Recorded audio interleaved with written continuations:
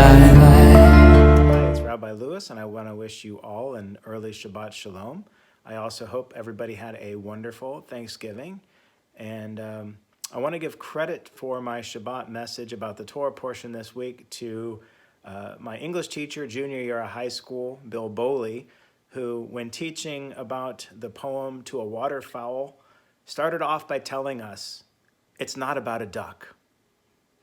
What he meant was, when studying poetry and literature, generally things are metaphor or things to be compared that aren't really about the subject matter, but informative about something else, and that gives us a bigger lesson. And that is, in my opinion, the essence of Parashat Toldot, our Torah portion this week. It talks about Jacob and Esau, purportedly two brothers who struggle with each other even while they're still in the womb, racing to see who gets out first. Esau does, with Jacob hanging on to his heel, and then grow up so incredibly different from one another that they do not get along. And it goes so far as to even add they look different in appearance, have very different things that they like to do. Esau's the tough and macho outdoorsman, the hunter, the sportsman, and Jacob likes to be indoors to cook. And the Midrash will tell us that he studied Torah. The anachronism of that we won't get into at the moment. But I want to tell you, just like the poem To a Waterfowl is not about a duck, this story is not about brothers. The Torah actually is pretty explicit about this, because when Rebecca feels the two twins struggling inside of her, she asks God, what is my life worth? And God lets her know. Two nations are struggling inside of you. Two nations, not two brothers.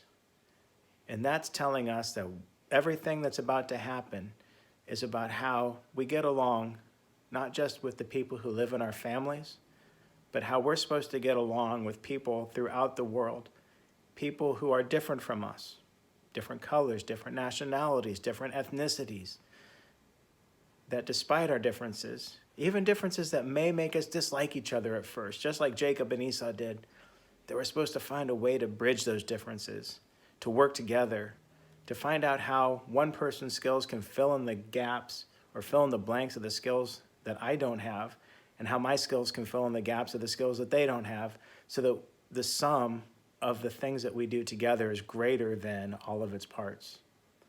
That's the lesson here. And Jacob and Esau could not be more different. It even tells us that they're different colors of skin. Esau is red and covered with hair. Jacob is more fair-complected. And despite Jacob eventually trying to trick his brother, getting his birthright and the blessing from their father, and Esau screaming that he wants to kill his brother, and Jacob fleeing in fear, it could have ended in eternal warfare. In fact, the rabbis of Midrash and the commentaries will say that Esau becomes the nation of Edom.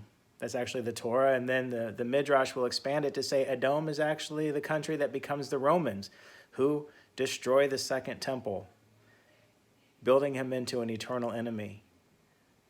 But in truth, the Torah is not allowing Esau to be an eternal enemy, because when they reunite, years later, Jacob has children, Esau has built up his own wealth. They meet. They fall upon each other with joyous laughter. Two brothers, two nations who have learned, despite their differences and despite their previous struggles, that they must love each other and that they must work together to build a better future.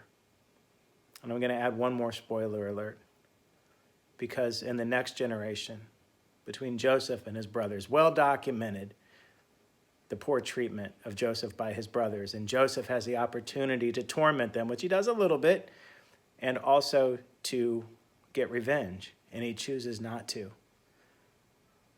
These brothers, again, it's not about a duck, it's not about brothers.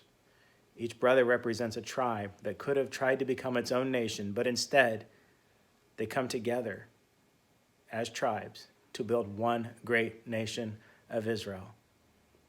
The sum is greater than all of its parts. When nations learn to live together with other nations, when people of different colors and different interests and different cultural backgrounds and tastes can learn to live together and work together, what we can create together in this world is something special. We have to learn from the mistakes of the past and learn to work hand in hand with people who are different from us in order to make this world a better place.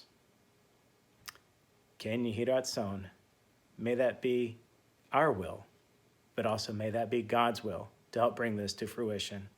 Shabbat Shalom.